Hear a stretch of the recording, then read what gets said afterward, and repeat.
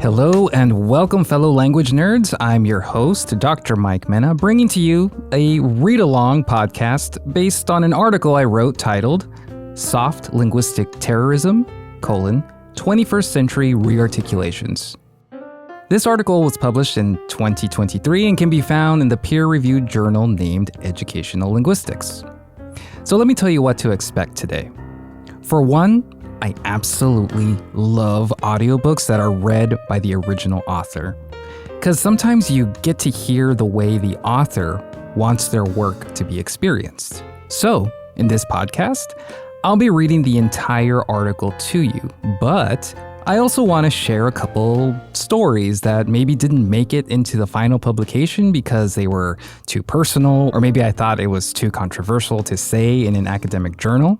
In any case, to differentiate all the extra material from the original article, I'll be applying this effect to the sound of my voice. That way you know exactly when I'm deviating from the main text.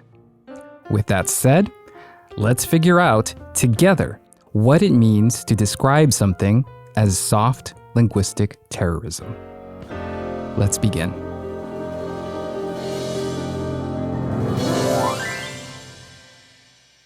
Soft Linguistic Terrorism, 21st Century Re-articulations, by Mike Mena. Abstract. Over 3 decades ago, Gloria Anzaldúa identified ideologies of linguistic standardization as an oppressive force in the Rio Grande Valley of South Texas, as well as the local university.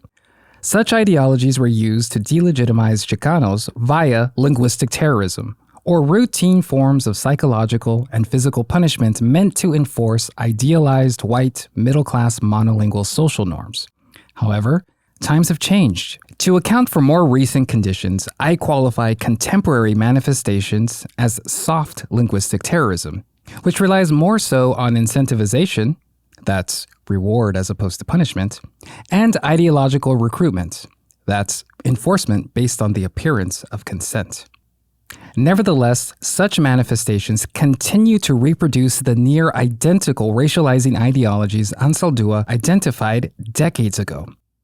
Using a linguistic anthropological approach to discourse analysis, this article focuses on ethnographic interviews with students and faculty to illustrate how forms of linguistic terrorism have been re-articulated via racial linguistic ideologies in the same region and at the same university that inspired Anzaldúa's formulation of linguistic terrorism decades ago in the 1980s. Section 1.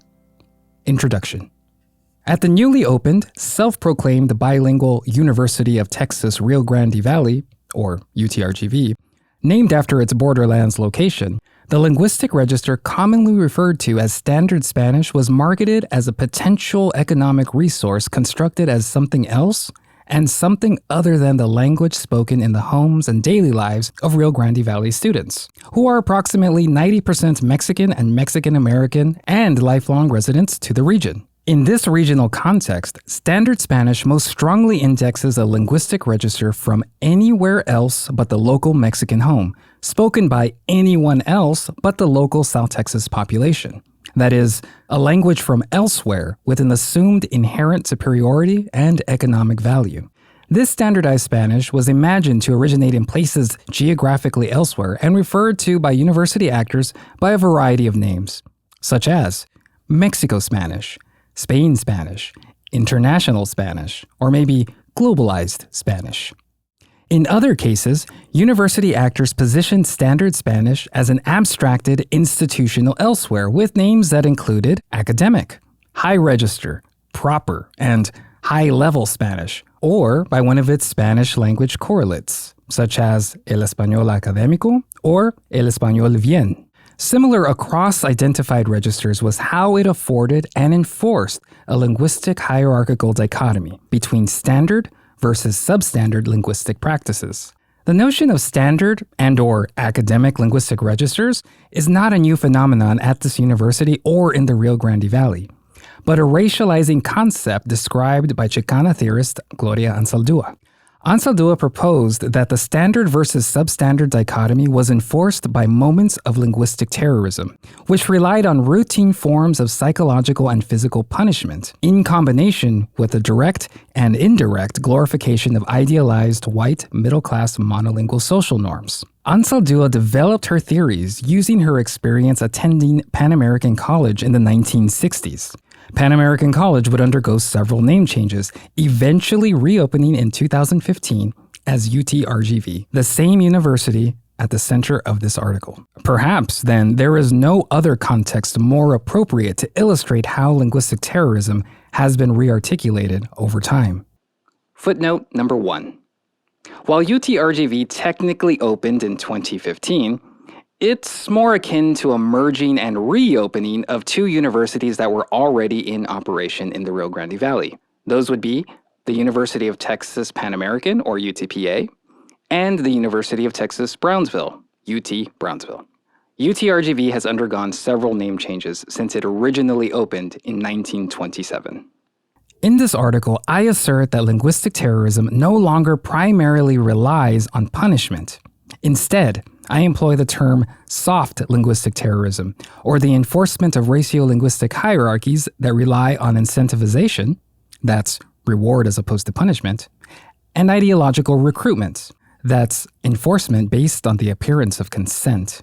To better explicate manifestations of soft linguistic terrorism, I provide a brief historical overview of the Rio Grande Valley of South Texas, as well as UTRGV, and how these regional and institutional histories contributed to Ansaldúa's linguistic terrorism theory. The next section will focus on the terms soft and terrorism, and why this paradoxical pairing can help direct our attention to strategies of incentivization and ideological recruitment. The bulk of this article focuses on ethnographic interviews conducted with UTRGV actors, each describing moments where linguistic and racial hierarchies emerged in subtle and not so subtle ways. And finally, I conclude with implications for classroom practice. Overall, I argue that language standardization and the entailed ratio-linguistic ideology of linguistic and racial deficiency continue to shape the experience of Mexicans and Mexican Americans via moments of soft linguistic terrorism. Footnote 2. In the Rio Grande Valley, it's been my experience that the area is mostly self-described as Mexican by Valleyites. This term was used more often than Latino and Latina, and far more often than the term Latinx. So for this article, when identifying certain actors, I use the ethno-racial categories Mexican American and Mexican. Mexican American refers to those assumed to be more connected to American culture and English and are likely American citizens, while just the term Mexican refers to those assumed to have a deeper connection to Mexican culture and Spanish, and potentially undocumented. But to be clear, the way locals measure one another's Mexicanness was always unstable, relational, subject to gradation, and generally a holistic process that considers some factors more important than others. I adopt this holistic style of description when describing social actors as either Mexican or Mexican American. Section 2. The Rio Grande Valley and Gloria Ansaldúa. A brief history. The Rio Grande Valley has a complex colonial history, once claimed by native and indigenous populations, then eventually colonized as part of the Spanish Empire, Mexico, the Republic of Texas, the United States, and the Confederacy, and at times was claimed by two nations simultaneously. The indexical link between Spanish, Mexicanness, and inferior educational spaces was an effect of Texas's segregationist policies, where Mexican students went to Spanish-speaking schools and white students went to English-speaking schools, further naturalizing the indexical connection between whiteness, Americanness, and English. The inferiority of Mexicans was often explicitly linked to the Spanish language and/or bilingualism itself, institutionally characterized as a, quote, language handicap, which in turn prompted the tracking of Mexican students into classes for the, quote, mentally retarded. Over time, Mexicanness was equated with deficiency, which meant linguistic registers such as academic language or standard language were permanently out of reach. This is the racializing historical backdrop that constitutes the condition and literal geographic ground where UTRGV is being imagined as an officially bilingual institution.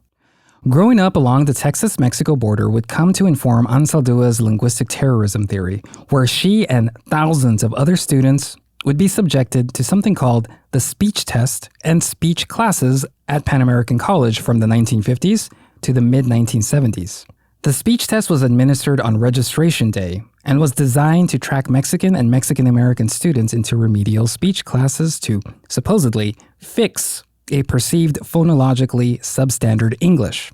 However, Anglo students with Texas drawls, for example, were not tested, no matter how pronounced their perceived accents were.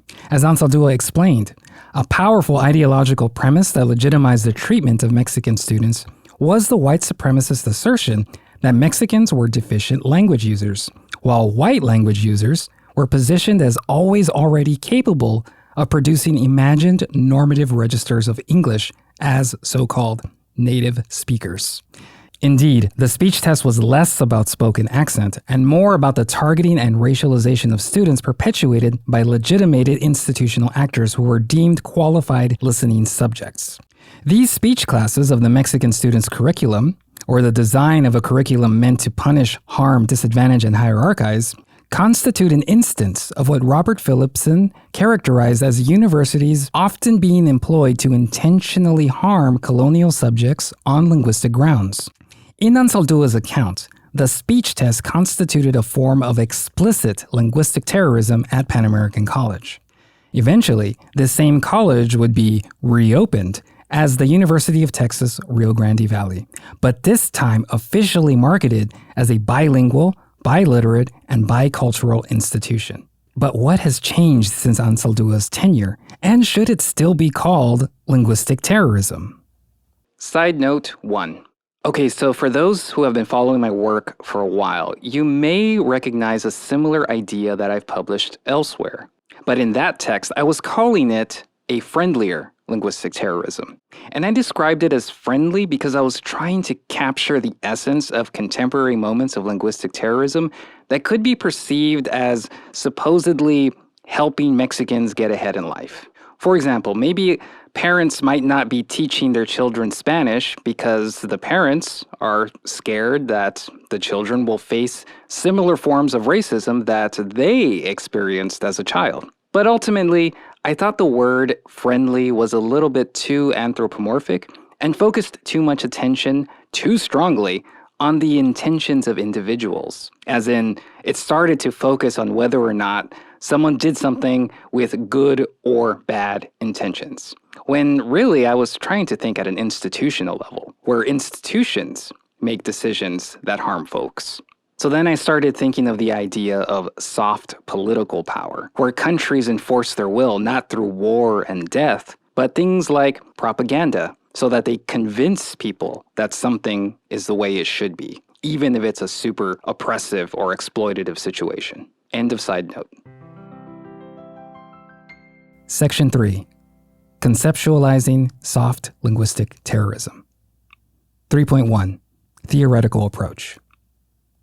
The term terrorism is often used when talking about the legitimate or illegitimate use of violence. However, in Anzaldúa's work, terrorism has no stable referential content, but serves to index a variety of delegitimizing experiences that became part of daily routine. Experiences of trauma that Anzaldúa describes as so mundane people drink it with, quote, their morning coffee. To better understand her use of the term, I refer to the text where Anzaldúa conceptualized intimate terrorism, or the daily enforcement of heteronormative gender roles onto women of color.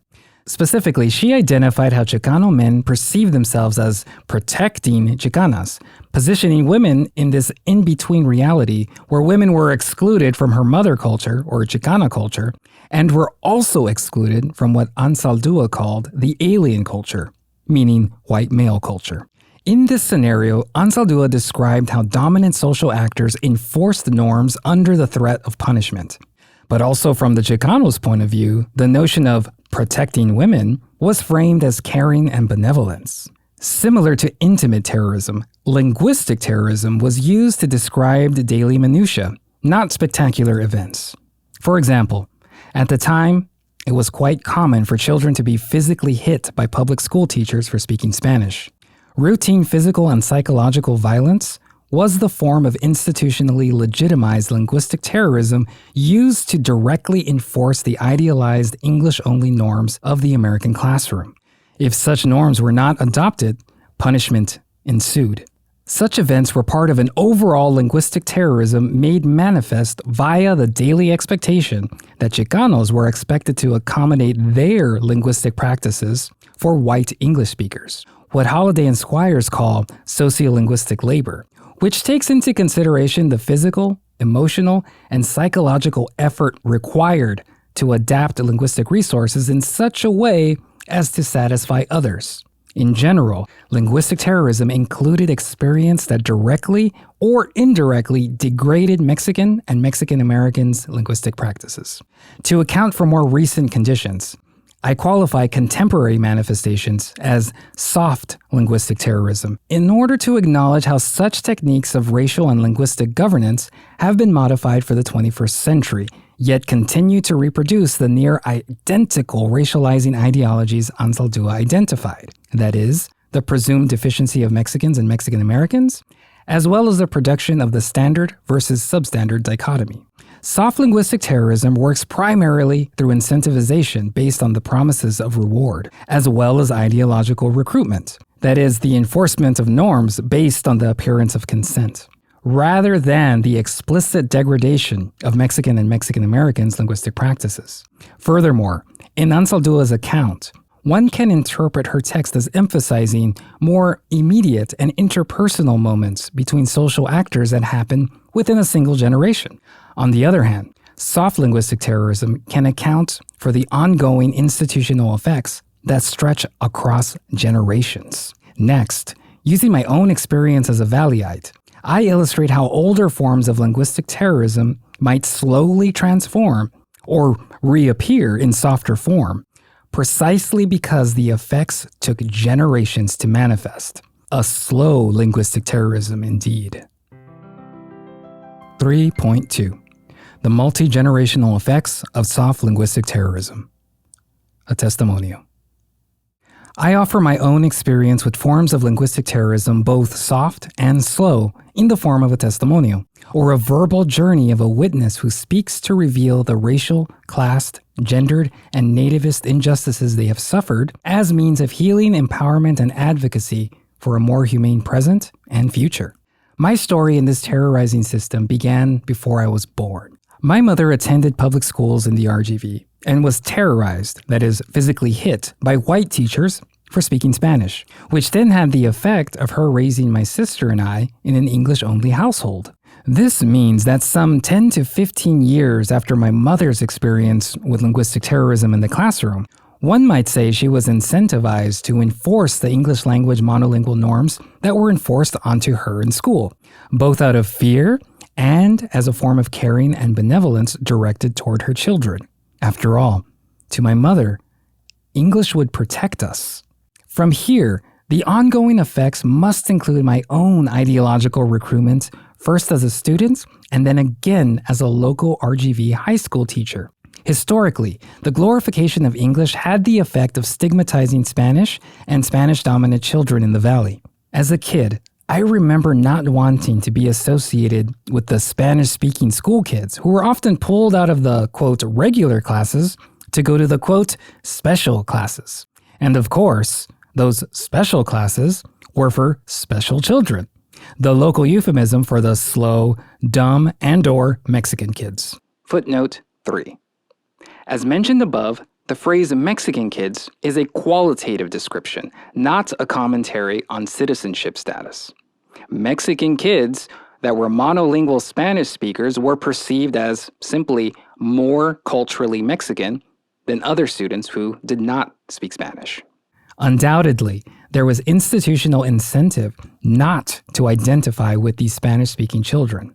Even at this early age, I had learned to link together ideologies of race, language, citizenship, and biological intelligence, or what Chaparro calls ratiolinguistic socialization. In Chaparro's account, we see a young child terrified of being associated with the stigmatized Spanish-speaking children, proclaiming, "But Mom, I'm not a Spanish boy." Such institutional categories, both official and unofficial, can have near limitless and unstable effects. Then, as a young adult, I worked as a local high school teacher and told many students that they needed to prioritize English, what I described to them as the, quote, language of power. The implication being they would eventually be rewarded with economic social mobility. These words were not my own, but parroted from the hegemonic discourse that presumes the power of English and its linguistic supremacy, and therefore recreated such linguistic hierarchy via the ideological recruitment of institutional actors such as teachers, like myself.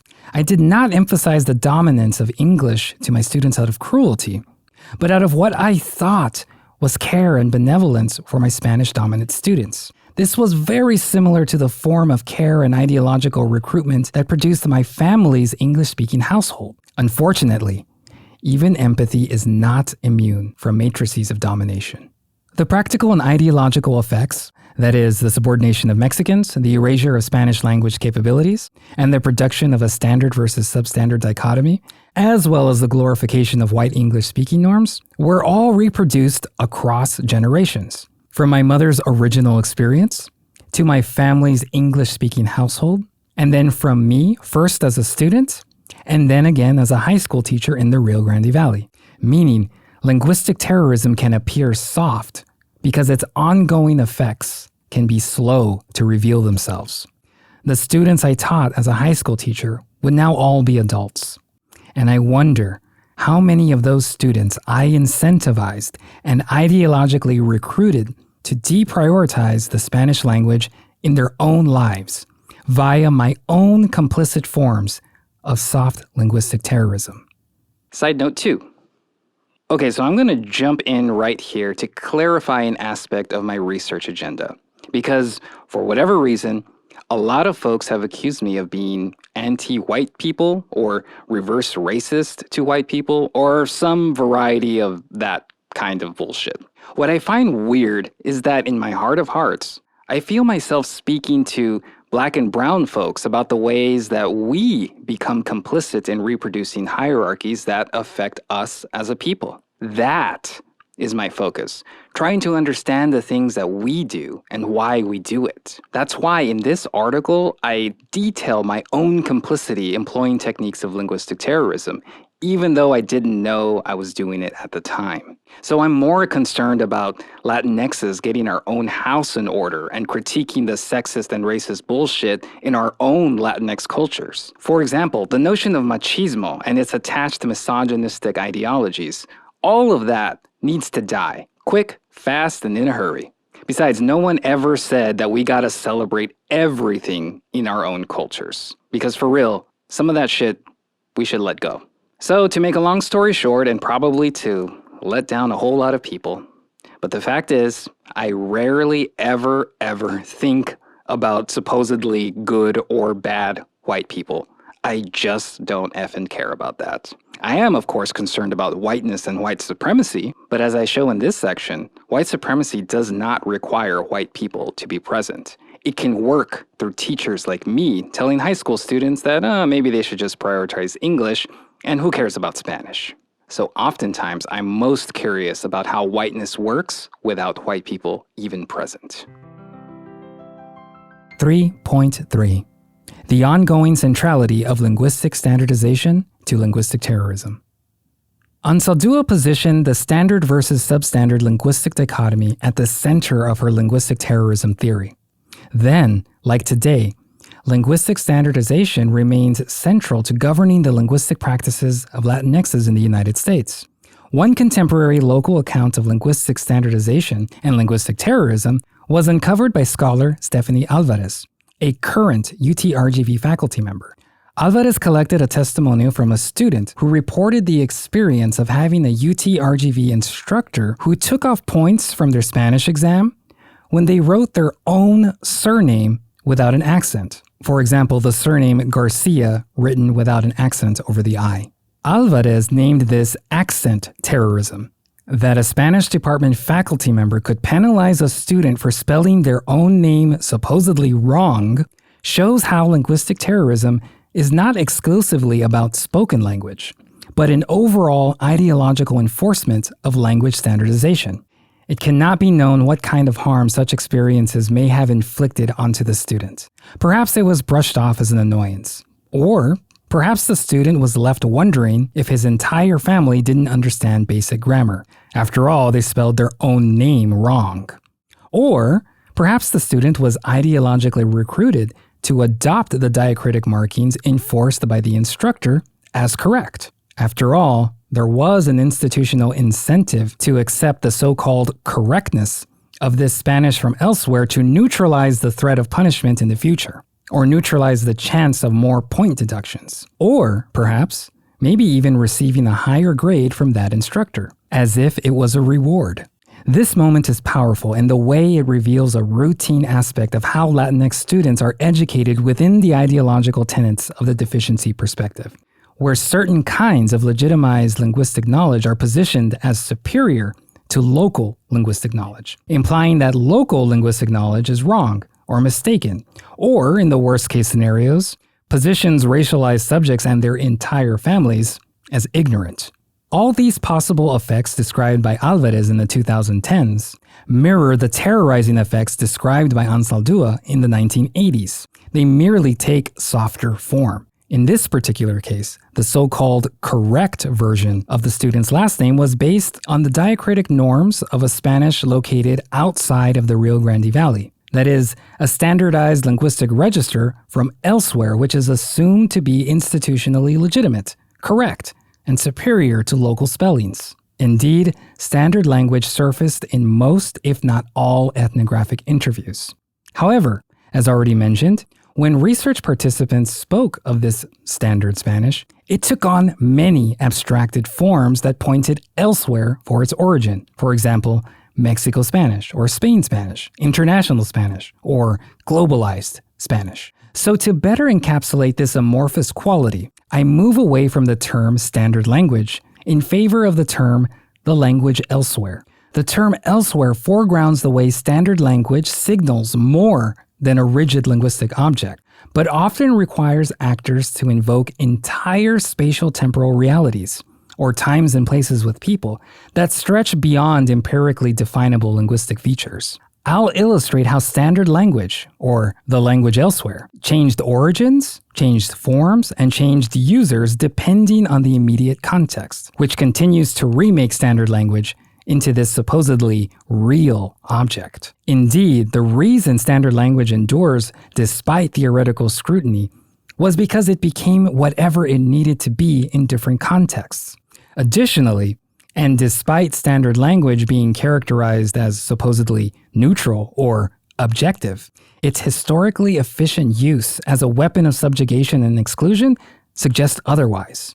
This leads me to understand standard language as the most potently political representation of language ever created. As will be shown, ideologies of linguistic standardization were of major concern in the interviews with university actors. Section 4. Methodology. Following linguistic anthropological precedent, the two data collection methods I used to conduct this research were interviews and participant observation.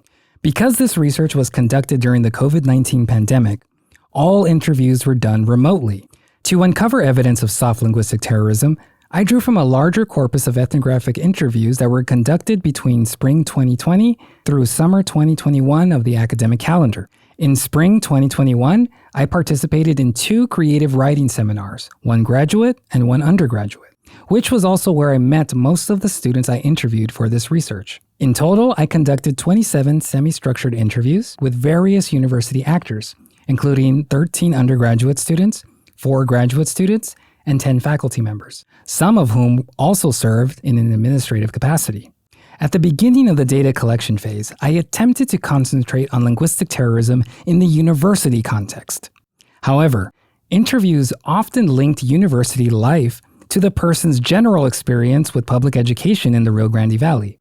stretching back to even their parents' experience in elementary school and how those experiences influenced their own lives. The semi-structured interviews were analyzed using what Wortham and Reyes call discourse analysis beyond the speech event, which is an approach that traces pathways that linguistic forms, utterances, cultural models, individuals, and groups travel across events. Such an approach goes beyond the immediate conversation and allows researchers to incorporate histories at larger and smaller scales, from hegemonic racial-linguistic ideologies to personally held beliefs and experiences. Lastly, it must be mentioned that I'm a Mexican-American son and former lifelong resident of the Rio Grande Valley. I attended the public schools and I earned multiple degrees from UTRGV, although back then it was named the University of Texas Pan American. In total, I have around 10 years experience with this university prior to conducting research at UTRGV. This provided unique access to certain faculty and administration members with whom I had already cultivated long-lasting relationships with, which, luckily, became a convenient starting point during the collapse of the day-to-day operations at the beginning of the pandemic. As I mentioned above, I also taught public high school in the Rio Grande Valley for about 3 years. While I do hold a lifetime of experiential knowledge of the Rio Grande Valley, I nevertheless remained hyper-conscious of how that same knowledge might produce theoretical blind spots from this kind of researcher positionality, or what Vienna's called the colonizer/colonized researcher, doing ethnography as a so-called native. Section 5. Ethnographic Interviews. 5.1. Soft Linguistic Terrorism in the Rio Grande Valley. As uncovered in my research, reference in everyday talk to a variety of a standardized linguistic register, or the language elsewhere, gave rise to an oppositional idea of an inferior form of local practice and drew on ideologies that construct Mexicans as inferior speakers with deficient knowledge of standard languages, both Standard English and Standard Spanish. This is a soft linguistic terrorism not characterized by the presence of aggressive violence, but as the constitution of a particular reality based on racializing ideological assumptions. Locating a correct Spanish as geographically not of the Rio Grande Valley commonly surfaced in conversations about local linguistic practice with research participants. This is a chronotopic understanding of language usage, where forms of linguistic practice become linked to narrative time spaces, which themselves house figures of personhood, or idealized kinds of speakers that are thought to have specific social trajectories.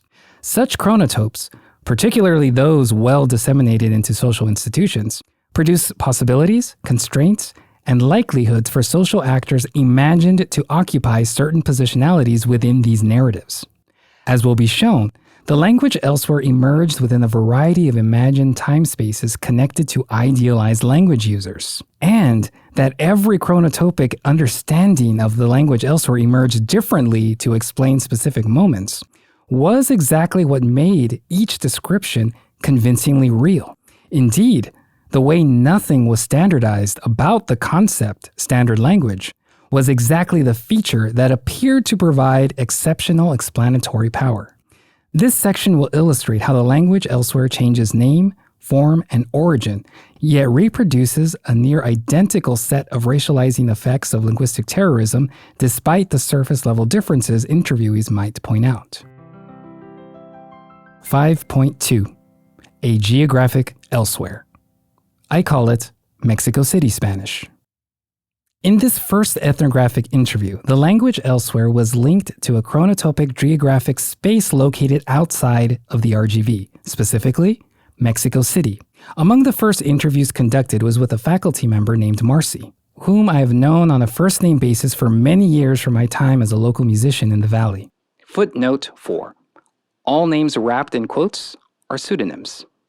I knew Marcy was a faculty member in the university art department and contacted him via Facebook to ask if he'd be willing to be interviewed for my research. We scheduled a Zoom call for a few days later. I explained that I was looking at language in the Valley, focusing on the university calling itself bilingual, biliterate, and bicultural. When the topic of what constituted good Spanish surfaced, he began speaking of a Spanish from elsewhere. He says, quote, I call it Mexico City Spanish, but it's like the correct Spanish. I don't know what they call it. Castellano? I think that's what it's called. You might want to Google that. End quote. In this conversation, a correct Spanish was located in an imagined Mexico City, which he identified as possibly Castellano, a variety of Spanish spoken in, for example, regions of Spain and some Latin American countries. This is consistent with the widespread ideological premise held by many lifetime residents of the Rio Grande Valley that a good Spanish was located elsewhere, such as in countries like Spain or affluent cosmopolitan cities in Mexico. Part of this ratio-linguistic distinction is what scholar Lozano calls the chronotopic invocation of a, quote, Spanish fantasy past, end quote, wherein links to indigenous populations were systematically erased by upper-class Mexicans in an effort to tap into privileges of white American citizenship. Marcy's chronotopic understanding of a Mexico City Spanish was dependent on the ideology that cosmopolitan, well-educated, elite, light-skinned Mexicans live there and speak there. In the Rio Grande Valley, these cosmopolitan persons are otherwise known as fresas. The literal translation of fresa is strawberry. But locally, the term gives name to wealthy citizens of Mexico who might be in the valley for any number of reasons, such as attaining an American education or simply a weekend shopping spree. Chaparro has traced the construction of the fresa to deeply rooted colonial ideologies that continue to shape classist and racist hierarchies of differentiation in Mexico. Mexican cities, where fresas supposedly live and come from, emerge in opposition to uneducated rural life. This adds a temporal dimension, where cities become linked to modernity, while ruralness appeared precisely not modern and from the past. Taking such temporal ideologies into consideration, the notion of Mexico City Spanish indexically links correct Spanish to elite Mexicans and modernity.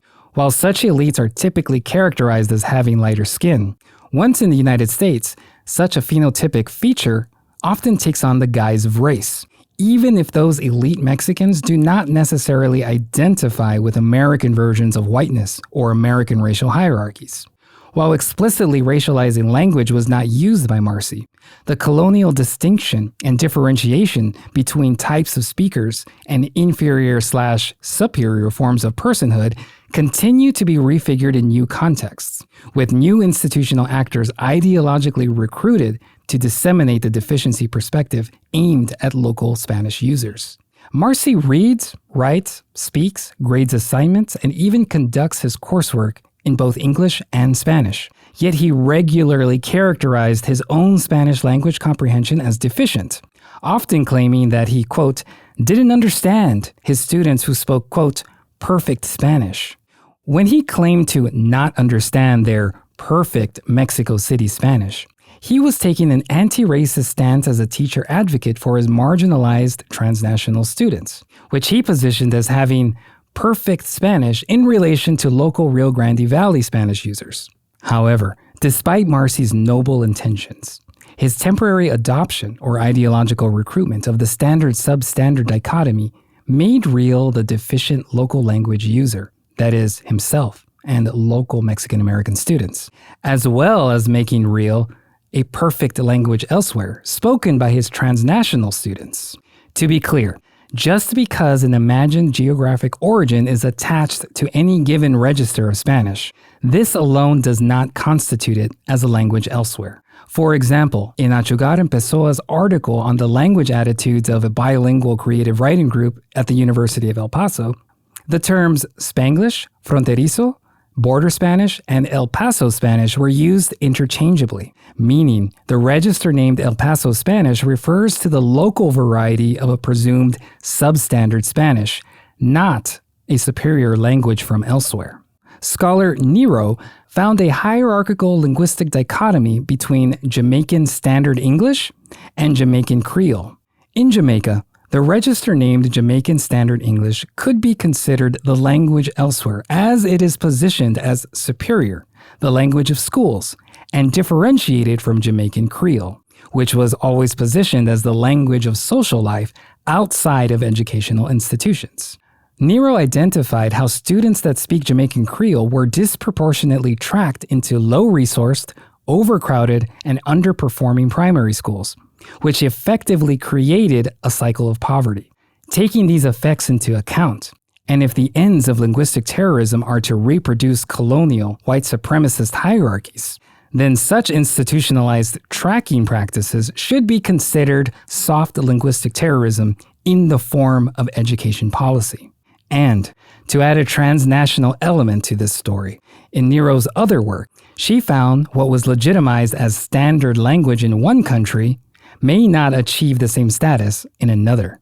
Specifically, Nero found that Jamaican Standard English was not recognized as Standard English in New York schools, with speakers of Jamaican Standard English often being placed in ESL classes despite the students identifying as monolingual English speakers, which then positioned these students in a state of languagelessness. Ironically, or perhaps by design, not all standard languages are created equal. We have thus far concentrated on forms of the language elsewhere that created a spatial, temporal distinction between a localized context and a geographically bounded place somewhere else. Next, I focus on the exclusion of the language elsewhere from the home, which affords an emergent distinction between the language of the Mexican home, a version of the local, and the language of other institutional places. 5.3. The Mexican home. Mom, can you tell me if this makes sense? I met Virgilio in a graduate-level creative writing seminar I attended as part of my ethnographic research. Virgilio held a bachelor's degree in English and was close to finishing an MFA, or a Master of Fine Arts, in creative writing. After explaining my research to him, I asked for an interview via email, and we met a few days later on Zoom. He appeared on screen looking the way he did in class, sitting on an oversized office chair in his bedroom and wearing big, puffy gaming-style headphones. At home, his parents only spoke Spanish, deeply influencing his life trajectory as a bilingual poet. Virgilio describes learning Spanish through, quote, exposure with his family, specifically with his parents. However, at the same time, he was also, quote, absorbing English through public access children's television shows like Sesame Street. He says, quote, I learned Spanish from them, my parents, obviously. I learned most of my English from Sesame Street, so public access TV, PBS, those sorts of things. It did result in some weird things. I spoke a lot of Pocho Spanish when I grew up. Words like puchar or parquear and all that stuff. My Spanish was full of them. But by the time I got to high school, I was speaking English pretty fluently, end quote. According to Virgilio, learning English and Spanish simultaneously resulted in some, quote, weird things, what is popularly called Pocho Spanish, or locally referred to as Tex-Mex or Spanglish.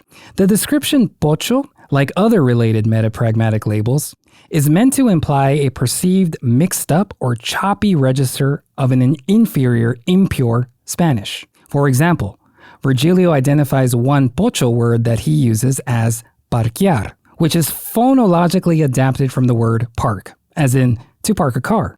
There are times in the Rio Grande Valley when other Spanish speakers might aggressively declare, that's not a word, or that word doesn't exist, which depending on the context could serve to delegitimize the language user, a textbook effect of linguistic terrorism that declares or implies linguistic inferiority. In this interview, the ideological notion of linguistic purity emerged, which had the effect of creating two opposing, hierarchically ordered linguistic registers, a Pocho Spanish and a presumed pure Spanish. He says, quote, like the Pocho Spanish word parquear specifically, I think that word became so prolific in people's language down here in the Rio Grande Valley that even people who speak Spanish fluently end up slipping into those things, into those linguistic practices, end quote. Overall, Virgilio reports words like parquear had become so prolific in the Rio Grande Valley that even people who speak Spanish fluently end up, quote, slipping into those things. The verb slipping suggests the speaker misspoke, that is, a form of interference that disrupts supposedly fluent Spanish speakers.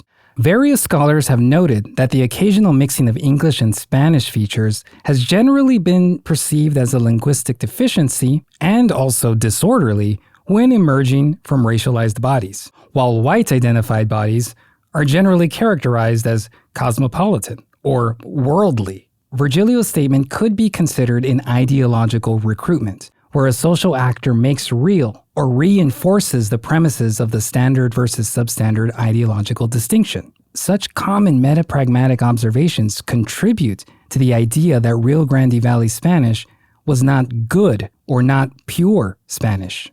As a bilingual poet, Virgilio had a nuanced understanding of what it means to have mastery over a language, and specifically how he still experienced linguistic insecurity at times about his Spanish, despite being an accomplished bilingual poet and near the completion of a graduate degree. He said, quote, "So being in the MFA, I write a lot of poetry, and I've tried to branch out into writing some of those pieces in Spanish. Every now and again, I need to look up a word because I don't have the right word for this. Or I have the Americanized word for this, but I don't have the Spanish word for it.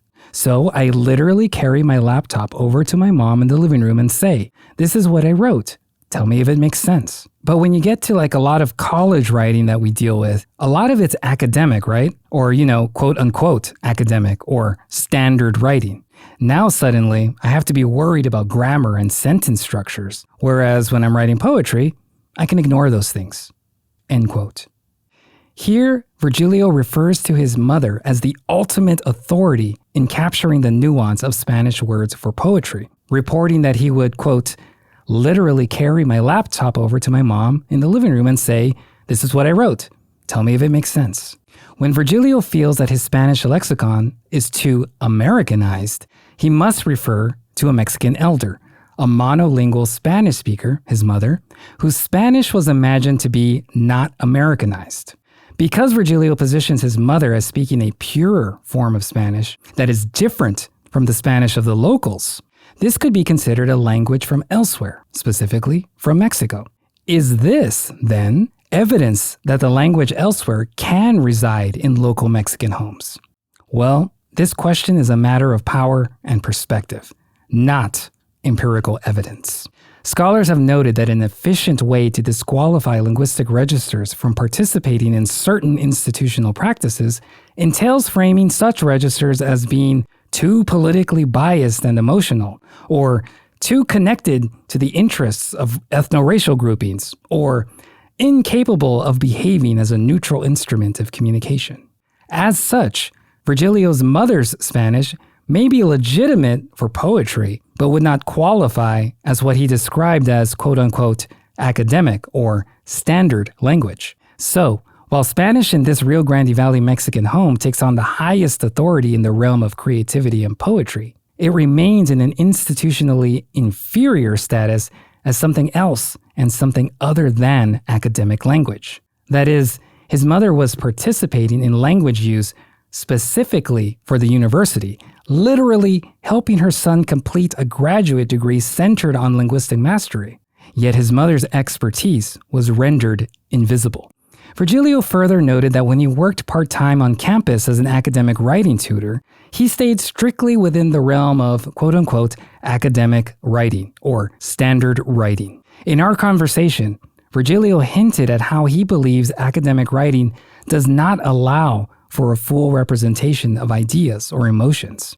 But ultimately, he recognized that this is the institutionally mandated set of linguistic registers, both Standard English and Standard Spanish, that students must learn if they expect to graduate.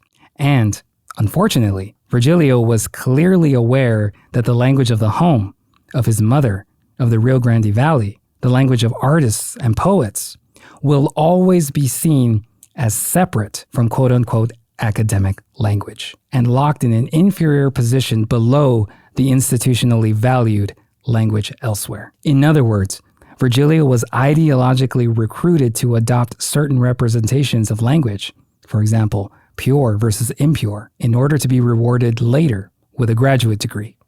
Side note number 3. So I've actually been assigned writings by Gloria Ansaldúa in many different college courses. And the conversations very often really piss me off. When I read Ansaldúa, I see super complex next level social theory. Yet in the courses that I've been in, when we talk about her, I notice that her writing is almost always positioned, first and foremost, as poetry or art. Now, something tells me that if Ansaldúa were an English-speaking, monolingual man producing English-only publications, she'd be positioned as a social theorist first, and then an artist. Now, personally, I think she's both, artist and theorist. And I think she should be referred to as both, so we can break these gender ideologies that plague academia. Because honestly, I think a lot of academics are just threatened by her next-level creativity. And they're probably just jealous that they can't make their own writing, their own social theory sound like freaking poetry and art. Oh boy, I better stop talking shit before I get into trouble. Back to the text. 5.4. Institutional soft linguistic terrorism. They'll be more marketable. One difference between Ansaldúa's time and the more recent condition includes the way particular registers of Spanish are perceived to produce economic value, which is unevenly distributed across certain persons and groups. That is, only certain subject positions have access to such value.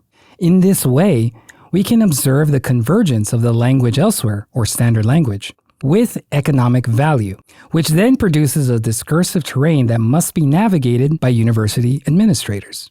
At times, university faculty and administrators made valiant efforts to frame the Spanish learned at home as a rich cultural asset, which nevertheless existed as a separate entity from that which the public discourse involving UTRGV proposes has potential economic value. The idea of adding academic Spanish to the language learned at home was a political stance taken by some faculty and administrators. Such a political stance often involves the double movement of both the affirmation of home linguistic practice coupled with the soft implication that what is brought into the classroom from home is simply not enough to become competitive in the marketplace. Such ideological premise was implied with one high-ranking administrator and faculty member, who we'll call Professor Garza. Professor Garza was an important person and was involved in the implementation of the bilingual initiative since its conception at this university. Within our conversation, the language elsewhere was remade on a different conceptual scale. That is, it emerged as a dichotomy between the Mexican home and the global marketplace. Professor Garza said, quote, "At the end of the day, you want them, the students, to know that they can graduate and that they can find a job and that they'll be more marketable than the monolingual person with the same degree that they have." End quote. Later in this same conversation, Professor Garza modeled how they might talk to students about Spanish. They said, quote, "I see that you come with your own language, and it's fine. There's nothing wrong with it. We just need to work. I'm trying to add to it. I'm trying to expand it. I'm not trying to correct it. I'm not trying to erase it, right? I'm trying to say, let's honor the language you have and how you use it. We're going to add to it, and we're going to expand it, and we're going to improve it, because we can always improve whatever language we have, even if it's our mother tongue." End quote. Professor Garza acknowledged the deficiency perspective as a durable, damaging racial linguistic ideology, and they imagined affirming students' English-Spanish bilingual capabilities when they said, quote, "I see that you come with your own language, and it's fine. There's nothing wrong with it." Garza also acknowledged subtractive schooling as an ongoing problem in the Rio Grande Valley, which prioritizes the transition to the socially dominant language, that is, English in the United States. Often, in subtractive bilingual programs, a child's home language is used only to facilitate this transition, the end goal being English. To push back against the ongoing legacy of subtractive schooling, many educators take a pedagogical stance known as additive bilingual schooling. An additive stance attempts to add a second language or features from specific linguistic registers from different named languages, while sometimes maintaining and developing the home language. While Garza did not explicitly use the term additive schooling, we can infer what their political stance is with their use of verbs like adding, expanding, and improving. In no uncertain terms, the university was imagined as supplementing and improving students' Spanish language capabilities. Theoretically, after such additions to their Spanish, students will, quote, "know they can graduate and that they can find a job and they'll be more marketable than the monolingual person with the same degree that they have," end quote. That is, supposedly they will become uniquely competitive on the marketplace via language capabilities. Specifically, they will be part of a competitive bilingual global workforce. And in no uncertain terms, students are incentivized to ideologically align with the premise that local linguistic practice needed improvement. While the home language is generally characterized by many faculty and administrators as deeply valuable and culturally enriching, and something that must be honored, in my experience in the Rio Grande Valley, I have never heard the home language described as already economically valuable or viable as a source of upward mobility without some degree of institutional legitimation.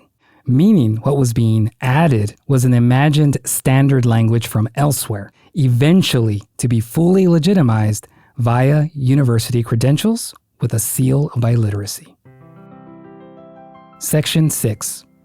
Closing thoughts and implications for practice. Forms of linguistic terrorism in the 21st century work less through brute force and instead rely on incentivization and ideological recruitment. The soft linguistic terrorism presented in this article and its emergent byproduct, the linguistic imaginary I call the language elsewhere, is not new, but a re-articulation of the racial and linguistic hierarchies produced within the colonial, white supremacist legacy of the Rio Grande Valley. The term language elsewhere gives name to a linguistic imaginary, an emergent contrastive relation found in everyday discourses, and generally can be traceable to specific spatial-temporal contexts and institutionally legitimized forms of personhood, so long as it does not include the Mexican homes of the Rio Grande Valley or Mexicans in the United States.